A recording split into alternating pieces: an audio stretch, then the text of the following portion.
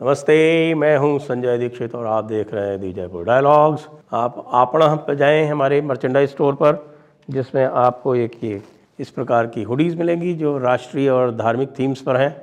साथ में आपको पुस्तकें मिलेंगी, साइंड बुक्स। और ये पुस्तक जो है ये इस समय धमाल मचा रही है पूरे देश में, और न केवल देश में, विदेशों में भी।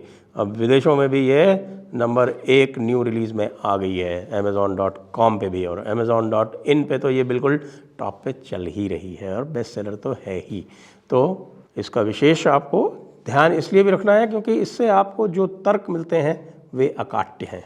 अब हम बात करेंगे हज़रत ओवैसी की। हज़रत ओवैसी जो है उनके दिल में बहुत दर्द है, और दर्द वो इतना बढ़ गया है कि वो अब नौजवानों को कह रहे हैं कि ए नौजवानों, याद रखो, अपनी मस्जिदों को आबाद रखो। उनको बहुत कष्ट हो रहा है कि नौजवान जो हैं आजकल के, वो मस्जिद नहीं जा रहे हैं, वो दूसरी चीज़ों में लगे हुए हैं, वो जो नौकरियां ढूंढ रहे हैं और वो ऐसे ऐसे काम कर रहे हैं जिनसे कोई अल्लाह ताला जो है वो खुश नहीं होते हैं।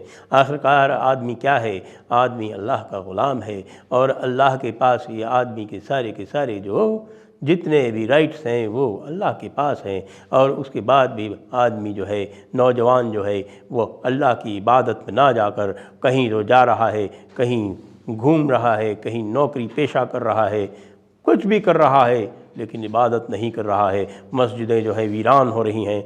और बाबरी मस्जिद, वो बाबर, आहा, वो बाबर जिसने हिंदुस्तान को अपने पैरों तले रौंदा था, और जिसकी वजह से हमारे जो है ये ओवैसी साहबान, ये लोग जो थे ये अपनी सलवार खोल के, तलवार के डर से और मुसलमान बने थे। उनके अक़ीदत में, उनकी ग़ुलामी में इस वक्त वो बिल्कुल पशोपेश हुए जा रहे हैं। तो भाई इतना दुख क्यों है?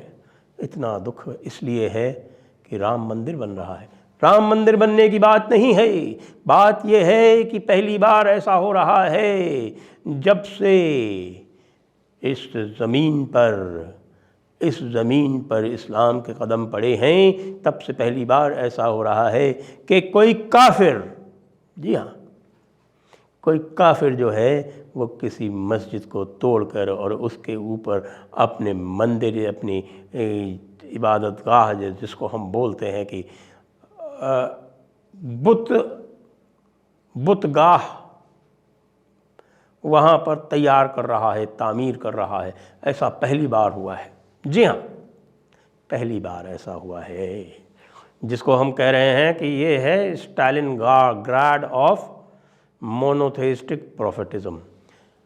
फर्स्ट टाइम इन हिस्ट्री, पहली बार इतिहास में ऐसा हुआ है कि जब कोई प्रोफेटिक मोनोथेइज्म का कोई मॉन्यूमेंट उनसे छीना गया। वैसे आप लोग कहेंगे स्पेन में क्या हुआ, लेकिन स्पेन में जो था वो दो प्रोफेटिक मोनोथेइज्म के दो जो रिलीजन्स थे उनका आपस का कॉन्फ्लिक्ट था। इंट्रा एब्राहमिक कॉन्फ्लिक्ट बोलता हूँ मैं इसको, इंट्रा एब्राहमिक नहीं। पहली बार एब्राहमिक वर्सेस इनफिडल कॉन्फ्लिक्ट में इनफिडल की जीत हुई है, जिसको वो इनफिडल कहते हैं, नॉन बिलीवर। और नॉन बिलीवर यदि जीत गया तो फिर तो पूरी की पूरी चूलें हिल गईं, पूरे मज़हब की चूलें हिल गई। अब याद कीजिए, जो पूरा का पूरा जो राम मंदिर का जो इतिहास है, वो राम मंदिर का इतिहास इतना गौरवशाली है कि जब 1528 में बाबर ने उस राम मंदिर को ढहाया था, उसके बाद से एक दिन भी वहाँ पर किसी भी हिंदू ने उनको इजाज़त नहीं दी, कभी भी उसकी स्वीकार्यता नहीं दी, कभी भी यह मान के नहीं दिया कि यहाँ पर राम जन्म स्थान नहीं है, एक मिनट के लिए भी नहीं, एक सेकंड के लिए भी नहीं। तो वो तो जो उनका जो एक आपका इब्राहिमिक प्रोफेटिक मोनोथेइस्टिक रिलीजन्स का एक कॉल होता है कि वो दिमाग पर राज करते हैं, वो पूरी तरह से दिमाग की ग़ुलाम बना लेते हैं दिमाग को, तो वो तो कुछ भी नहीं कर पाए। It is a monumental failure not only of Islam but of the entire idea of prophetic monotheism, जिसको कहते हैं कि साहब की बस ला इलाहा इल्लल्लाह, तेरा मेरा झगड़ा क्या, ला इलाहा इल्लल्लाह। तो वो ला इलाहा इल्लल्लाह तो माना नहीं उन्होंने। लड़ते रहे लड़ते रहे लड़ते रहे। कहते हैं कि कोई 80 के आसपास वहाँ लड़ाइयाँ हुई। लड़ाइयों में उनको कई लोग जो है, कई बार उनको दंगा भी कहा जाता है, कई बार उनको लड़ाइयाँ भी कहा जाता है, कई बार तो पूरे पूरे जो है वो जो बैटल्स हैं वो हुए। और इन सब के होते हुए भी ब्रिटिशर्स के आने तक ये डॉक्यूमेंटेड नहीं है पूरी तरह से, लेकिन ब्रिटिशर्स के आने के बाद वो डॉक्यूमेंटेड होने लगी। और उसमें भी वो लगातार दिखा रहे हैं कि किस प्रकार से लड़ाई चलती रही। और वही लड़ाई जो है अंततः 1992 के उस महान गौरवशाली क्षण में परिवर्तित हुई, जब पूरी सरकार के होते हुए, पूरी व्यवस्था के होते हुए जो कार सेवक थे, यानी कार सेवक का मतलब आम जनता, उस आम जनता ने उस गुंबद पे चढ़ के उसको ढहा दिया। अब ये ढहाने के बाद में भी आपको याद हो तो उसी दिन रात को 8 बजे एक रेडियो एड्रेस हुई, एड्रेस टू द नेशन, उस समय के prime minister PV Narasimha Rao की। पीवी नरसिम्हा राव ने उस दिन क्या कहा था, आपको याद दिलाना आवश्यक है। उन्होंने ये कहा था कि मैं वायदा करता हूँ कि यहाँ पर इससे भी बड़ी और ग्रैंड बाबरी मस्जिद की तामीर की जाएगी। क्या हुआ? तामीर तो हो रही है, लेकिन ग्रैंड राम मंदिर की हो रही है।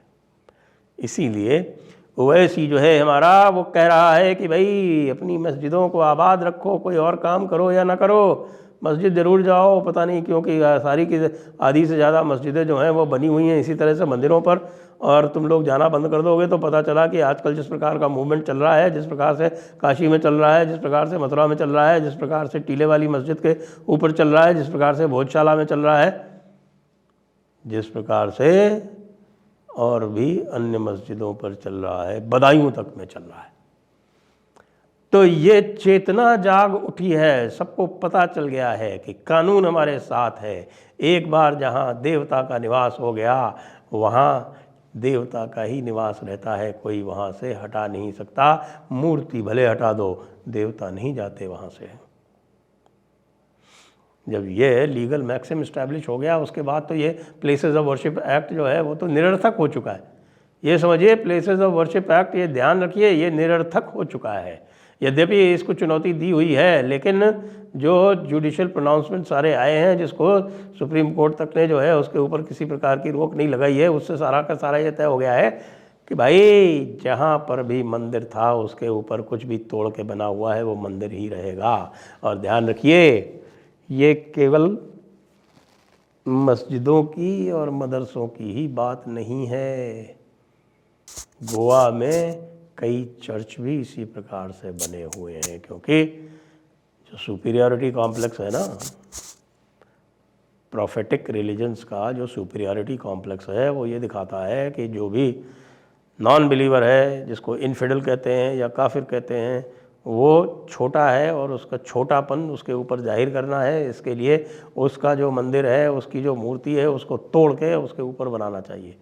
जैसे कि औरंगज़ेब ने क्या किया कि औरंगज़ेब ने पूरी की पूरी जो पश्चिमी दीवार थी वो छोड़ दी और उसके ऊपर बनाया, ये बताने के लिए कि काफिरों, इसको देखते रहना और इस्लाम को सजदा करते रहना कि ये देखो इस्लाम की ये जो इमारत है ये तुम्हारे मंदिर की दीवार के ऊपर बनी हुई है।